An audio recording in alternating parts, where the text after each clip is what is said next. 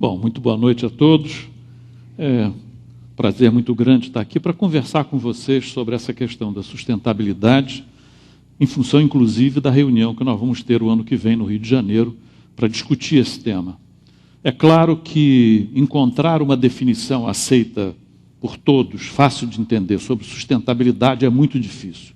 Mas um dos meus objetivos principais aqui vai ser mostrar para vocês que existem três mega desafios, três desafios básicos que a humanidade vai ter que vencer se quiser entrar realmente na direção da sustentabilidade. E entendendo os três mega desafios, qualquer atividade humana nós vamos poder depois comparar com os mega desafios para saber se aquela atividade é boa ou não para a sustentabilidade, ok?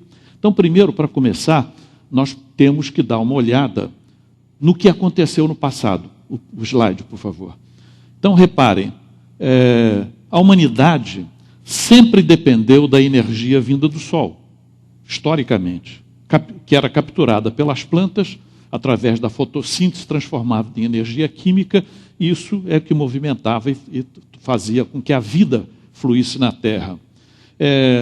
A disponibilidade de energia, portanto, limitava muito o homem no seu poder de usar recursos naturais disponíveis. O homem dependia do seu trabalho próprio, depois passou a depender também do trabalho dos animais que ele conseguiu domesticar, o boi, por exemplo, o cavalo para puxar o arado, e também das pessoas que ele conseguia escravizar. Mas era trabalho animal, trabalho humano, trabalho animal. Pois bem, a partir do início de 1700, quando Thomas Newcomen desenvolveu a primeira máquina a vapor, gerado pela combustão, queima do carvão mineral, então a coisa mudou. Essa máquina tinha uma eficiência de 500 cavalos para puxar água do fundo das minas de carvão, liberou quem fazia isso para extrair mais carvão, e a partir daí o homem dispôs de energia barata disponível para movimentar recursos, fazer mineração, fazer grandes obras, transporte para um lado e para o outro, ficou bem mais fácil. Então, a humanidade aumentou muito a sua capacidade de usufruir dos recursos naturais, usando a energia dos combustíveis fósseis. Consequência disso, houve uma explosão populacional. E reparem que a humanidade levou séculos a fio até atingir 1 bilhão de habitantes em 1802. E 200 e poucos anos depois, nós estamos atingindo, esse mês de outubro, nós estamos atingindo 7 bilhões. Então, em 2 séculos e pouquinho, a população foi multiplicada por 7. Bom, vamos olhar somente o último século passado, as grandes transformações que o homem provocou sobre a nossa biosfera. Primeiro, a população pulou de 1,5 bilhão em 1900 para 6,1 bilhões no ano 2000, quer dizer, multiplicou por 4 a população. Mas as atividades econômicas foram multiplicadas por um número muito maior do que isso.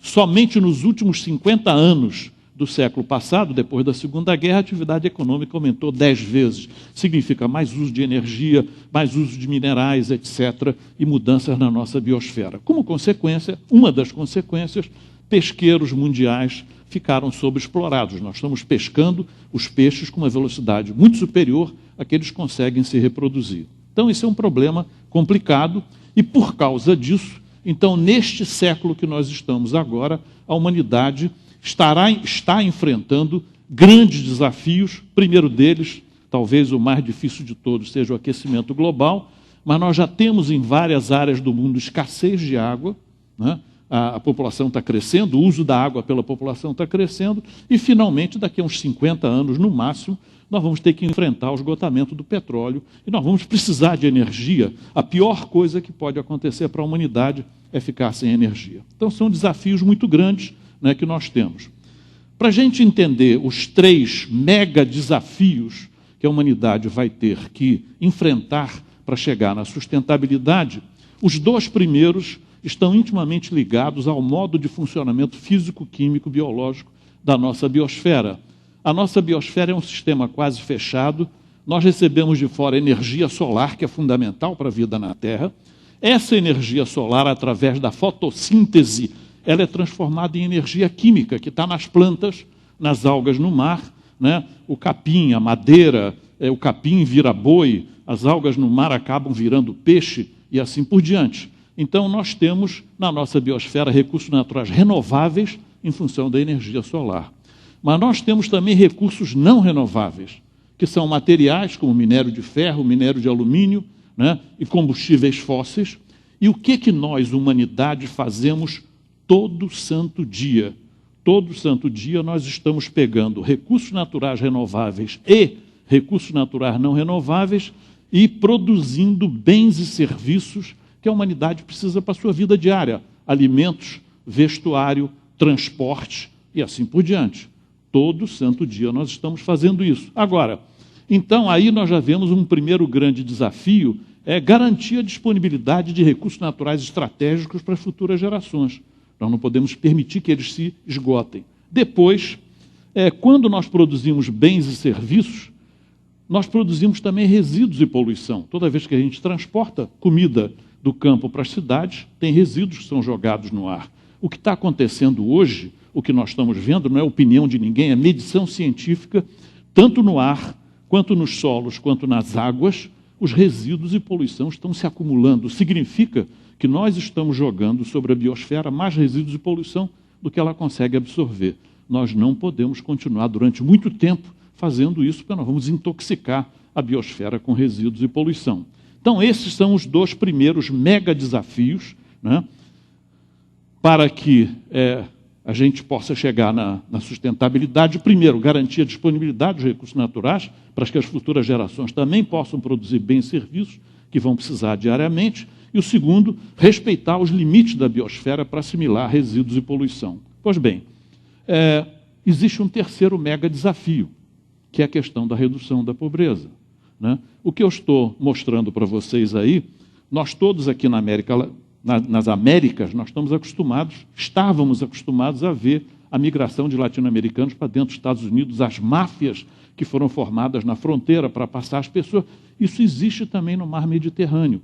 Toda santa noite, vários barcos desse tipo com imigrantes ilegais, existem máfias que foram formadas, estão despejando 200, 300, 500, 1.000, 1.200 imigrantes ilegais africanos nas costas da Europa. Isso não é sustentável. Nós temos que reduzir a pobreza para que haja melhor governabilidade do mundo, para que não haja tanto terrorismo, e não é ético continuar vivendo num mundo em que as pessoas ainda morrem de fome, mas não é pela falta de comida, é pela falta de dinheiro para comprar comida. Então, redução da pobreza é uma coisa fundamental também para a sustentabilidade. Como é que nós estamos? Mal. Avisa que a humanidade hoje já está consumindo mais do que 30% de recursos naturais renováveis do que o planeta é capaz de repor. Isso é uma coisa também insustentável. Como é que a gente mede isso?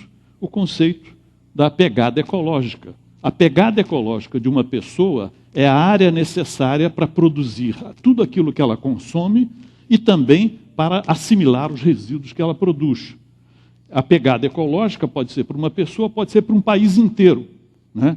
Então, se nós olharmos para o caso do Brasil, por exemplo, nós vamos ver o seguinte: isso aqui é a pegada ecológica do Brasil, está crescendo lentamente, vai crescer um pouco mais aqui, porque nós estamos puxando mais gente para consumir, e isso aqui em cima é o que a gente chama de biocapacidade, que é a capacidade de produzir coisas, produzir alimentos, água, fertilidade do solo, minerais, combustíveis fósseis e assim por diante. Então, o Brasil ainda tem um bom saldo ecológico, que é isso que está aqui.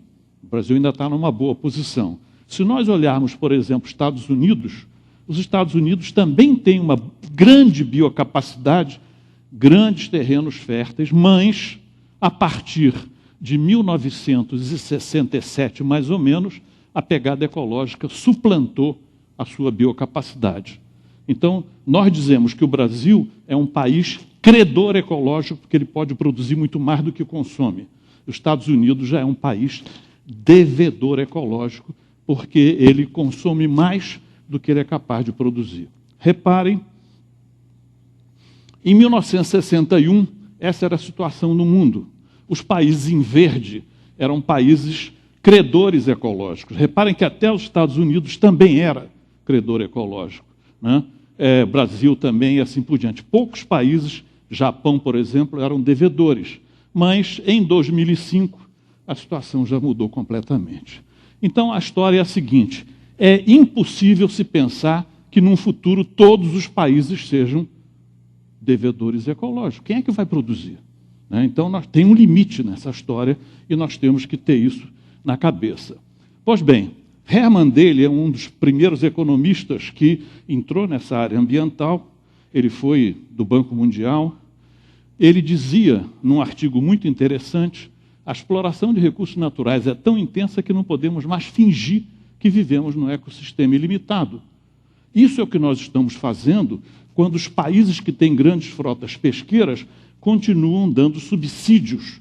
O combustível sai quase de graça para que eles vão até o fim do mundo para pescar peixe. Então, a capacidade de pesca hoje é muito maior do que a capacidade de reprodução dos peixes, né? Então, nós não podemos continuar fazendo isso. E ele dizia que teorias econômicas que funcionavam bem em um mundo vazio já não se adequam num planeta lotado. Porque a teoria econômica foi feita no final de 1800, início de 1900, né? Pouca gente no mundo, muitos recursos. Hoje a situação é completamente diferente. Então, o que a gente tem para o futuro, né? Apareceu um relatório, esse Vision 2050, cujo objetivo é chegar a 2050 com os 9 bilhões de habitantes do planeta vivendo bem. Significa, não precisa ser todo mundo igualzinho, não, mas todo mundo com uma vida decente, com alimentos suficientes, com saneamento disponível, com transportes de qualidade e assim por diante. Mas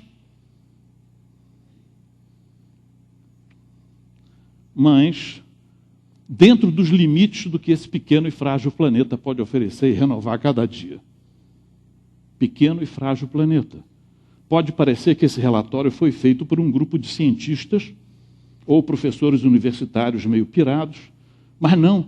Esse é um relatório que foi produzido e lançado o ano passado pelo Conselho Empresarial Mundial para o Desenvolvimento Sustentável. Porque um grupo de empresários, de mega empresas, que estão planejando mais a longo prazo, perceberam que nós temos um problema muito sério de recursos para o nosso futuro. Então, esse relatório foi lançado, o Conselho Empresarial Brasileiro para o Desenvolvimento Sustentável já traduziu para o português, está disponível no seu site, né? Esse relatório, ele diz que nós precisamos de mudanças fundamentais nas estruturas de governança, na economia, nos negócios e no comportamento humano. Nós vamos ter que mudar os valores humanos.